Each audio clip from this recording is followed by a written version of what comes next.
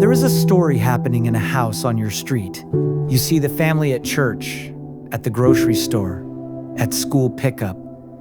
You see a portrait of a normal life. But often, the most dangerous stories are the ones we can't see. The ones that unfold in the quiet spaces, just below the surface. This is Peace Interrupted. Season 1, Sarah's story, is brought to you by The Journey and the Process. You know, we talk a lot about the hard stuff, trauma, abuse, and the toll that it takes on your mind, body, and spirit. And we want you to know you don't have to walk that alone. The Journey and the Process is a trauma-specialized counseling center committed to helping individuals heal from deep wounds through clinically excellent, biblically grounded care. With offices in North Carolina and Texas, telehealth services across 5 states, and biblical counseling available globally, our team of highly trained Christian therapists and certified biblical counselors integrate faith and whole person, evidence-based practices to address trauma at its root. We believe that healing is possible because Jesus still sets the captives free. If you're ready to take that next step toward peace, visit www.thejourneyandtheprocess.com. Trauma doesn't have to eat your lunch forever. There is hope, and we are here to help you find it. Hello, friends. Welcome back to Peace Interrupted. As you can see, the setting is a little different today as I'm coming to you from the confines of my house, and our guest today is as well. We are both in the zone of a recent snowstorm and are comfy, cozy inside the warmth of our own homes. With that being said, our guest today is Melissa Affolter. Melissa is a counselor with Fieldstone Counseling. She's the director of ReStoried and a regular contributor with PeaceWorks. And you have probably seen her at PeaceWorks Live if you are a regular to our conference. So really excited to have her talk to us today about Sarah's story. Melissa, welcome to Peace Interrupted. Thanks, Chris. I'm happy to be here. Always grateful for the PeaceWorks community and opportunities to connect with you and with all of the others who are a part of the PeaceWorks family. Awesome. We are thankful for you and thankful for ReStoried. I mentioned that, and that's a big part of our connection through PeaceWorks. Can you talk to us a little bit about ReStoried, what it is, and maybe even where it's headed? Sure. So ReStoried is something that didn't have a name initially, but I started it in 2016, and probably within the first year or so came upon that name. It was just something that came in my mind because I was already just naturally kind of engaging with some people's stories and engaging with my own story. So 10 years later, heading into our 10th year, I think from looking at recent documents that I kind of do at the end of each year, we're getting to where we've gotten between 150 to 200 women that have gone through ReStoried groups over the past 10 years. So that's really exciting. The groups are essentially, I guess the best summary is they're essentially geared for women who are looking for post-abuse care. So whether that's they experience childhood abuse in their family or sometimes neighborhoods, communities, unfortunately, church abuse. And then all the way up through some of our attendees are women who maybe just recently have come out of an abusive relationship or an abusive context. And so, as you can imagine, and a lot of your listeners can imagine and know firsthand, a lot of post-abuse care is just trying to make sense of not only what happened, which oftentimes we can't make sense of, but then making sense of how do I live now in my current life, my current circumstances, my current relationships. How do I take some of those risks for future relationships? What does life look like for me now, knowing that my story involves such dark and heavy things? And how do how do I even do community? So for a lot of the women in these groups, this is their first time kind of, I call it practicing community, that they're kind of practicing what does community look like now? What does it feel like now? So that's a little overview of what the groups are about. Yeah, fantastic. I think it's going to be an interesting conversation as we're thinking about Sarah's story, this narrative, this composite narrative of coercive control. I'm not sure the church thinks holistically or completely or deliberately, maybe a better word, about what does post-abuse care look like. Sometimes when we get a church on board, they'll embrace or understand the need for safety. But my friend Leslie uses the term sanity as well, something that else is that is lost in abusive relationships. And I'm not sure the church has really fully embraced the idea of what does sanity look like as we walk forward with this new history. So with that being said, Melissa, you had a chance to listen to Sarah's story, our attempt to communicate coercive control. What are some general thoughts just as you listened and interacted with the story that you can share with us? Yeah, that's a good question.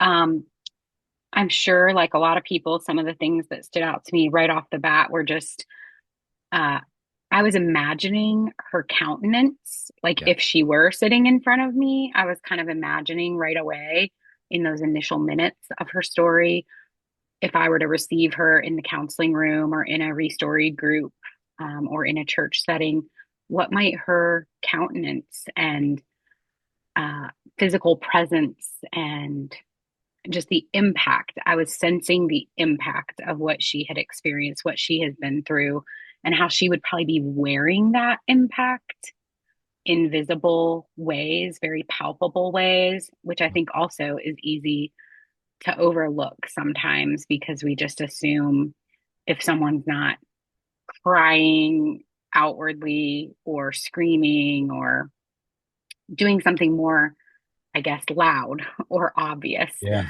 Yeah. But I was thinking of all those subtle ways that, like, what would her countenance look like? What would her facial expressions look like? Would she be shaking? Because a lot of the women that I see, even post abuse, that is oftentimes um, how they show up Yeah. in the space that they're entering into. Yeah. I think as we were writing out the story, scripting out the story, I was recalling the number of cases that I've worked as well. And it is interesting how we can make an assumption that, well, a victim of abuse will present this way. And I think that assumption will quickly be undermined because there are no two cases that are alike, no two presentations that are alike. And even the characters in our story that I think could take a little flack, like Pastor Dave. I appreciate so much in our pastoral conversations where folks are like, you know what, Pastor Dave, he was presented with something, he jumped the gun a little bit, right? But it wasn't as if Sarah was coming forward with like you're saying, with a complete. She was beside herself. She was undone. That's not really how it always is, and sometimes not. So it is fun to imagine as we think about the cases that we've worked, and then recognizing that there is no one size fits all when it comes to victim presentations. I'd love to walk through some elements of Sarah's story, and the reason why I bring this up, Melissa, is with your work with ReStoried, I wonder um, how this might present in a post-abuse setting. Mm. And so my questions may be a little different than other interviews where we've kind of talked about dynamics as I'm thinking about elements of the story. So let's see how it goes. Sarah early on gives up a scholarship. It's something that nobody else has brought up. It was very briefly said by Chloe in Act 1. She wants to stay close to Mark, and it's a decision that her friends and family identified as romantic at the time. It's like this is a Mhm. lovey-dovey story. I wonder though, how how do you think this could be framed in her abuse story? And then what does that say about maybe her regret, her guilt, her what could have been, conversations that happen in a post-abuse care. Do things like this come up in your work with victims? Yeah, definitely. I think one of the most common themes that I will hear or experience in the groups, particularly since groups, you get a variety of people, Right. right? Yeah. You're not just working in a one-on-one session. And because their abuse experiences are going to vary so much from each other, and they're going to be at different phases and timing of healing, growth, recovery. Um, I'm imagining, based on what I've witnessed in those groups, yeah, one of the most common themes is regret, whether they use that word or not, but it's that looking back, reflecting back on their story. And that really is what's so powerful about group work, is because other people are now looking at you Yeah. in the face, face to face, eye contact, and they're listening, but they're knowing, they're coming to Right. know that part of your story, which I think does connect with what you're saying about whether it's Pastor Dave or other helpers along the way, if which are all needful and Sure. important aspects of helping someone get to safety. Yeah. But they're not always going to be a part of the longer term process. And so I think a lot of the work that I'm seeing unfold in the groups is more of, I just call it kind of like my own version of, the biblical concept of long suffering. Like, Yeah. we are suffering long with this Mm. person or these Mm. people. Not that other helpers don't, because sometimes getting out of an abusive situation is a very long process. But with Sarah's story in particular, when you ask about the choices she made early on to stay close and how that was at that time framed as romantic. So part of her regret, or just looking back, might be helping her in her own power, her own voice, finding new language for that. Because I don't want to see someone like Sarah get stuck in regret, which is entirely possible, right? Yeah. So that would be one of my priorities, I guess, or one of the things I'd be kind of trying to take notice of is, how is she currently describing her regret? What does regret look like for her or sound like for her? And how can we set that within the context of God's presence and God's story being unfolded?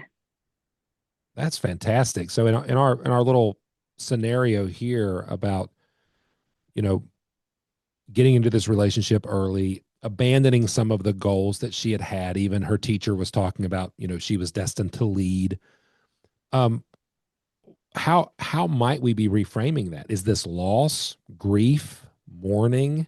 Are there other forms of maybe biblical language that we're applying that to help Sarah wrestle with the fact that this is part of your existence? This is not necessarily the defining moment of your life. It was a choice. How might we be reframing that from a biblical lens?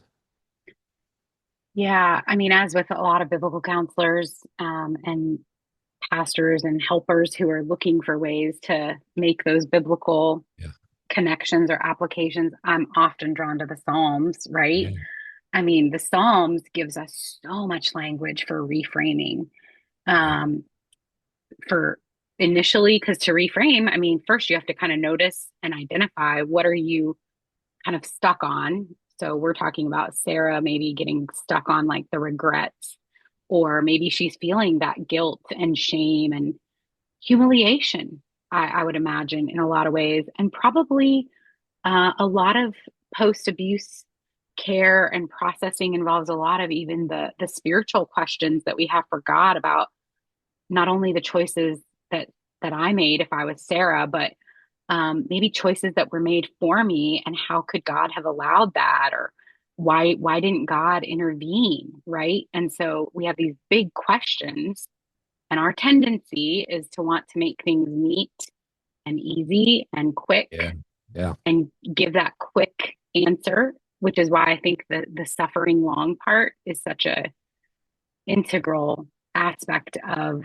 what Sarah is going to be moving towards with reframing, is like, Yeah. you're going to have to imagine. You're going to have to use your imagination a lot, Sarah. Like that's what the psalmist is often doing. The psalmist is often imagining a world that doesn't currently exist for him, you know? Yeah. Like Yeah. he's on the run. We see so much language there. He's trapped, he's under siege. Lots of words that a victim of abuse can relate to. But it's not as quick and easy as jumping straight to, but Sarah, God is your refuge. Yeah. God is your rock. Yes, yes, amen. Those things are true, right? But what's that long work gonna look Yeah. like? And that means I'm gonna be uncomfortable at times with her Yeah. questions. They're gonna rub up against my own theology, my own experiences. Yeah. So I'm gonna have to wrestle with all that Yeah. myself too. I love this concept of it's going to rub up against us as caregivers, might even challenge our worldview, our beliefs, our theology, and maybe our first response isn't to offer correctives right there. Maybe it Yeah. is to build the runway, right, for us to experience God in truth necessarily, other than as opposed to presenting truth immediately. I love this, and I think it shows, and I think our listeners would agree, how a place like ReStoried is a safe place to grow, change, learn, and adapt and reframe. That's fantastic. Hey, I want to play a clip. Speaking of language, this is one of my favorite lines from the episode. I feel like shameless self promotion when I say that because I wrote the episode. I do really, really like this line because I think the language paints a picture. So let me play this for you, Melissa, and I'd love to get some feedback. He says, as he has trouble playing it. All right. Mark didn't need to lock Sarah in a room. He simply built a new room around her and convinced her it was a sanctuary. By controlling her social interactions, he became the sole interpreter of her reality. He defined her needs, her stresses, and her desires for her. And once someone is alone, once their sense of normal has been completely recalibrated to the abuser's liking, they become vulnerable to the next layer of control. The vine has taken hold. Now, it can begin to squeeze. So in this clip, Mark didn't need to lock her in a room. He eventually does that. But in this clip, he convinces her that his control is a sanctuary and he begins to redefine her reality. I wonder, as you're listening to that, Melissa, if there's any initial thoughts. And then the follow up to that is, what does this look like in post abuse work when it comes to competing realities? And is it as dramatic as like the Matrix? Like we have two competing realities um, in helping victims process and reframe their story. Yeah, no, I in that clip, a couple of those phrases that were being used in the clip were things I had written down when I first listened to the episode. Just noticing the language of isolation, but that it came in this kind of romanticized, Yeah. fulfilling kind of way, right? I mean, this this was good to Sarah, like to be sort of captured by this man. This was a good thing for her. And yet, again, going back to the psalmist, I think of the way that captivity is language of captivity is often in the Psalms. And there are many examples we can look to where captivity seemed good, seemed safe. I mean, the Israelites Yeah. enjoyed some of the benefits of captivity in some senses, right? And yet, captivity is not what God intends for us.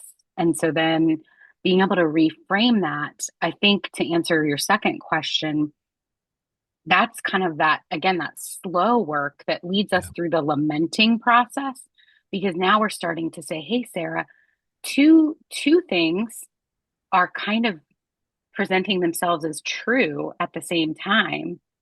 And so how are we going to start to slowly identify and kind of untangle uh, the ball of thread that has gotten Yeah. all tangled up in your thoughts, in your expectations, or what you're anticipating of your future? um, because those thoughts aren't going to just go away and be reframing is not replacing. Like, Right. I'm not just replacing one thought, like, Sarah, now you're free. You're no longer in captivity. Aren't you glad? Now you can Mhm. just go and live in joy. And theoretically, that sounds wonderful. And yet that's not experientially how it plays out for most victims when they're going through that post abuse, figuring out what life is going to look like. So I think reframing is going to start with, how can we lament, name some of these things? There's so many great resources, some from some of the other people that you've been interviewing for these episodes, walking people through lament practices, because that's where we're holding two things being true or present at the same time that feel at odds with each other, Right. which is the whole, like, I can't make sense of this. And so, God, help me Yeah. in the ways that I can't make sense, so that then we can figure out what does reality actually look like for Sarah now. Yeah. Yeah. I love the tension because in a way, um, life with Mark was a sanctuary in a way. There was a safety there, there was a protection there was a normalcy there, right? But it was also true that the vine was squeezing the life out of Sarah, that she was being redefined, remade. The expectations were becoming overwhelming. So that tension was a reality, and it was part of her story. And being able to name that, identify that, and then frame that in a, what you meant for evil, God meant for good type of mentality that says, all right, I want to lament and grieve and respond to the life that I've experienced, but I also want to acknowledge God's presence in my suffering and his good for me that he has moving forward. That's so Yeah. great. Um, I'd like to do one more clip before we move on, and this is um, a clip where Sarah's behavior changes. This is shortly after the narrator's description of the vine taking hold, and it is when Sarah's coworker is asking for some donations to help with the preschool director. So let's take a listen to this one. I went up to Sarah, and she just got this panicked look in her eye. She was clutching her purse and said something like, "Oh, I'm so sorry. I didn't bring any cash today." I told her no worries. She could just give it to me tomorrow. She never did. She avoided me for a week. It was just $10. It wasn't about the money. It was just odd. It felt like she couldn't, not that she didn't want to. So in this clip, it's shortly after the narrator's description that we just talked about, Melissa, and now we have a picture of a woman. No one seems to have a knowledge of what she's experiencing, and yet we have a grown woman at the thought of parting with $10 visibly and physically responding. One, could you talk to us a little bit about what may be happening in her body? And then two, can you help our listeners maybe understand or help us learn a little bit about how some of these behaviors, this panic, may not go away even when someone's safe? Hmm. Yeah, I think that's such a helpful thing for us to reflect on, because again, every situation is so different. We Yep. could make assumptions about, Sure. why is she panicking? Why is she fearful? It's not, some of us might be inclined to ask, did she really have reason to be that fearful? That just seems like such a strong reaction, right? um, which also then might lead us, even post abuse, to make the assumption of, well, again, you're free now, so surely you can make choices and go forward without that sense of panic. And while I'm not a trauma therapist or someone who has clinical, or I'm not a physician, I'm not offering assessments of why Sarah's reactions are within her in like a bodily sense, but I am aware of it. Yeah. I have to be aware of it. And again, I'm going to go back to the psalmist and just remember that I have reason to notice that in Sarah, because the psalmist was oftentimes highlighting the ways his body Yeah. was reacting to what was happening around him, what was being done to him. And when our body becomes kind of habituated to living in a certain context, it is going to react that way. I mean, we have no problem talking about the habituation of our bodies when it comes to wanting to tell each other to get healthy and go on runs and, you know, whatever type of physical activity you're going to do. We're like, discipline your body, right? Yeah. Habituate it.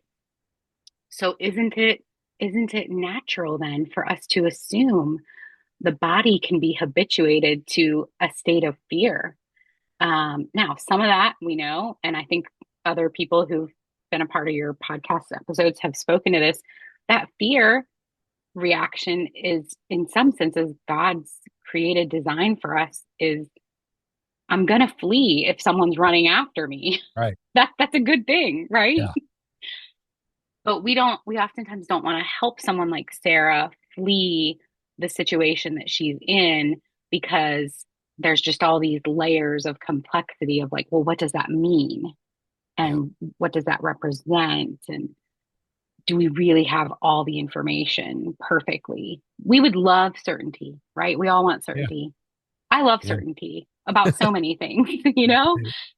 Like I can get kind of fixated on wanting certainty about things, but that is oftentimes to my detriment. And so for Sarah too, she's having this reaction that almost seems childlike, right? Her fear when her friend is asking about this money or inviting her to participate.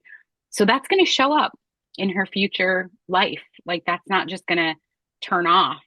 She will probably react in fear again in situations where she might actually not have a reason to fear. Yeah. And that's that long suffering that we're willing to suffer with her Yeah. in that process. I mean, people have suffered with me in my process of that.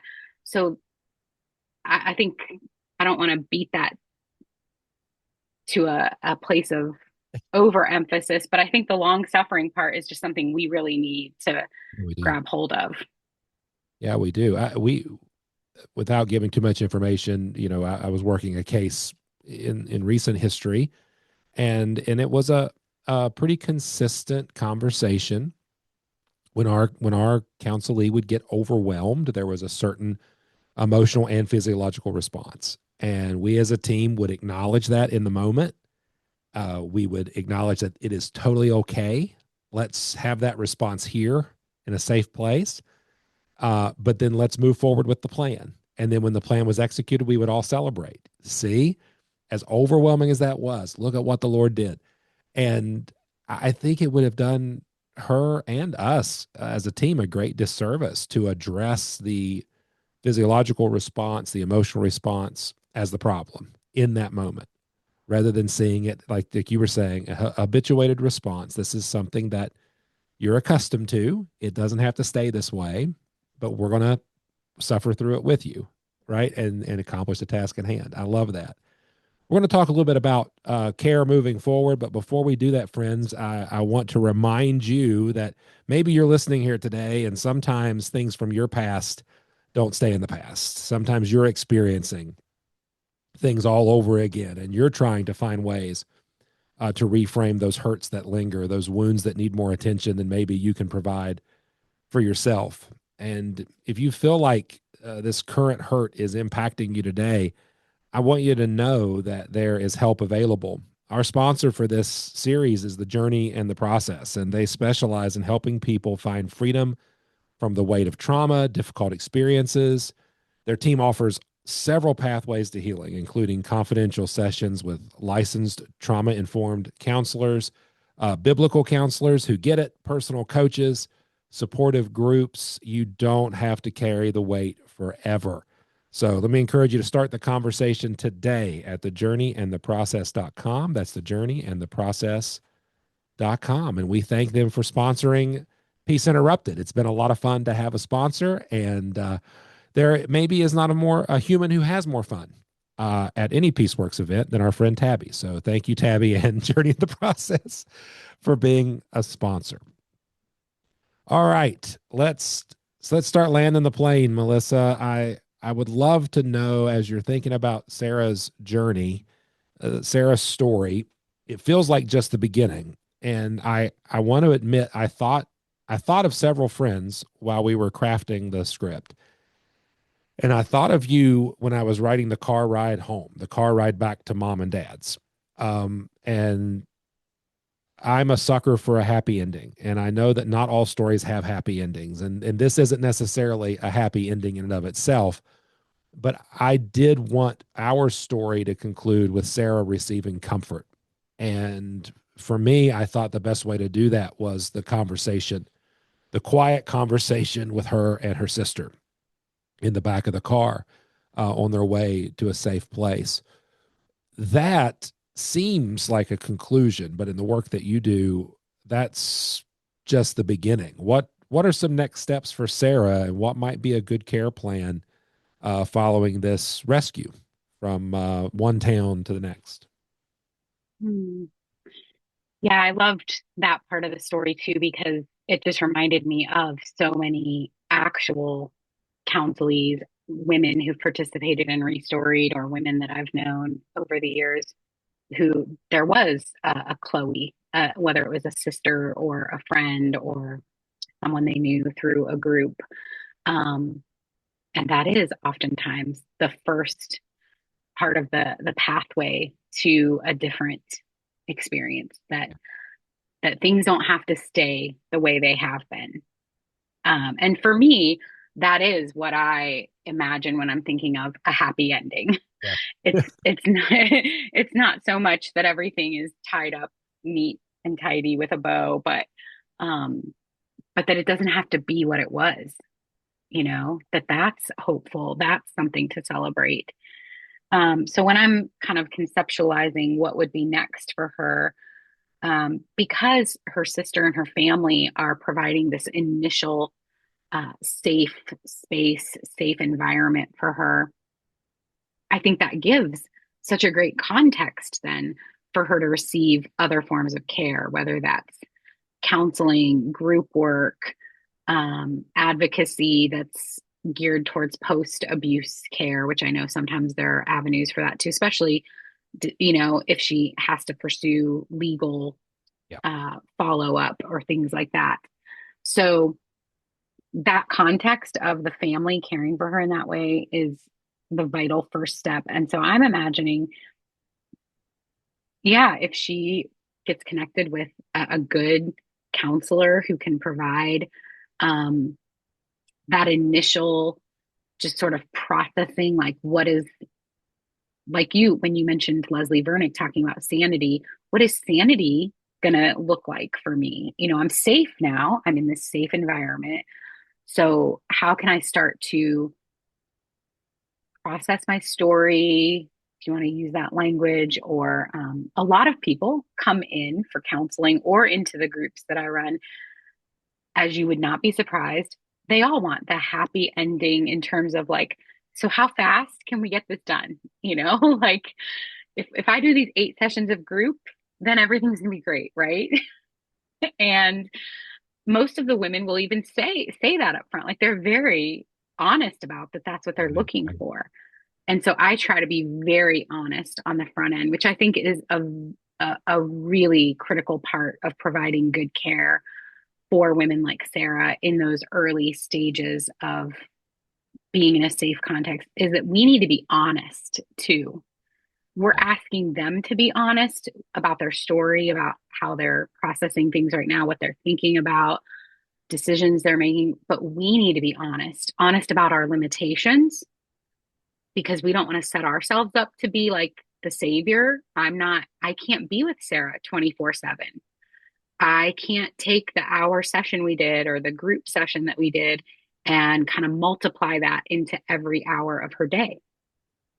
So I need to be honest about those limitations. I need to be honest about the limitations of my care in terms of if she has needs that fall outside of the scope of my experience or my training. How can I help connect her with other forms of care? How can I resource her, so to speak? Those would be some of the most immediate things that I would be thinking about. So even in my groups, I love to just provide resources, especially since, I've done some in-person groups, but a lot of them these last few years have been online. So I Yeah. don't know what resources are available in her city or her state. So I think the honesty part and just being honest with her about, hey, this is going to take a long time. This isn't going to turn around tomorrow, but I'm not I'm not leaving you in that to fend for yourself. Yeah. Yeah. Yeah. That's fantastic. And I think that goes back to the importance of a team-based approach, which is something we talk about here at Peaceworks. Having a place, maybe that safe place for long suffering, having counseling and care, having advocacy. I'm so thankful that you brought up part of a post-abuse care is community-based advocacy, because we don't necessarily know what's next with maybe court orders, or Mark is going to be facing criminal charges in our story. So there's going to be all kinds of layers that we're going to be navigating. And so it's important to look for resources that can build that kind of multidisciplinary team when it comes even to caregiving. So before we wrap up, if someone's listening, they're identifying with Sarah's story, maybe they're looking back over their shoulder, Melissa, and they're like, yeah, I've just been surviving since my escape, or since my life transition when it comes to abuse. I've just been surviving, trying to get through the day, trying to make sure my kids are safe. But they recognize that feeling of being trapped, of having lost part of themselves. Like I've heard that described. I don't even know who I am anymore. What if anything would you like to share with those folks who might be listening in that could benefit from a little bit of help and hope? Mm. I love even how you framed that question, because I'm thinking about um, how tired this person is, Yeah. whether it's Sarah or a person listening. And I would just want to acknowledge to you, if you are listening and that's you, um, the work you've been doing to be okay, right? Kind of like Sarah, even when you were in the situation you were in, it has taken so much work. And I acknowledge that that is a holy work. Yeah. Just because you have been, like the psalmist, trying to find a sense of refuge in the midst of something you should have never had to experience. And that is a holy work. And so now I would want to encourage whoever's listening to that, consider, like all of us, our holy work, holiness in my life is going to look different at different stages. And so what does the holy work of what God's doing in you look like now, today? And that might be, yeah, figuring out what ongoing safety looks like, triaging your needs, the needs of your kids, and then looking for what is next, God. Where are you gonna pour into me? Because the holy work is not meant to be done in my own strength. It's not meant to be done in your own strength. If you're listening, you don't have to do that in your own strength. You've been trying to do so much in your own strength out of desperation. And I want you to be able to experience God's kindness to you in this season, where you can now pursue what that looks like. What does holy work look like for you now in a different way? Yeah. And that's great. Melissa, thank you for being part of Peace Interrupted, and for your friendship and the continued work that you do with ReStoried. Anything that any way the folks can find you, or anything they need to know about you upcoming? Sure. If you're looking for like an overview of ReStoried, just wanting to know more information about that, you can go to my website, which is melissaaffolter.com. There's a little overview there on that. We are going to be launching another group through Fieldstone starting in the new year. So that information will start coming out early in the new year, and then those groups will start up in late February. I don't remember the exact date, but late February. And then if you're looking for one-on-one counseling or care that can be helpful, whether you're a victim, a survivor who's now post-abuse, or if you're a pastor or other people help are looking for consultation help, you can go to fieldstonecounseling.org and request care through there. If not with me, I'm happy to make recommendations, referrals. You've got lots of other partners that you've been interviewing here that offer really great counseling and care opportunities. And then as far as long term or things, down the stretch, yeah, I mean, I've got some stuff in the works, hopefully working on some more written material to just put out there for people to have resources. And then just continuing to partner with Peacework in whatever ways I can. Fantastic. We love having you as a partner, and we love having you friends along for the ride and being part of Peace Interrupted. If you have loved the show or even moderately liked the show, would you help us out? Would you rate, review, subscribe, follow, whatever the platform you are listening or watching on asks you to do? It helps us tremendously. Lets folks know about the podcast, and then lets the platform know that you value it. And if you wouldn't mind sharing Sarah's story, we really want to make sure that our churches, church leaders, ministry leaders are able to hear Sarah's story. We think it's a tremendous benefit and a tool that you can use in your own ministry. Friends, we appreciate you so much. And remember, this is a good work that we're engaged in. And we're told that the light shines in the darkness, and the darkness has not overcome it. God bless you guys. All right. All right. We talk a lot about the hard stuff, trauma, abuse, and the toll that it takes on your mind, body, and spirit. And we want you to know you don't have to walk that alone. The Journey in the Process is a trauma-specialized counseling center committed to helping individuals heal from deep wounds through clinically excellent, biblically grounded care. With offices in North Carolina and Texas, telehealth services across 5 states, and biblical counseling available globally, our team of highly trained Christian therapists and certified biblical counselors integrate faith and whole person, evidence-based practices to address trauma at its root. We believe that healing is possible because Jesus still sets the captives free. If you're ready to take that next step toward peace, visit www.thejourneyandtheprocess.com. Trauma doesn't have to eat your lunch forever. There is hope, and we are here to help you find it. Now, let's get back to this week's episode.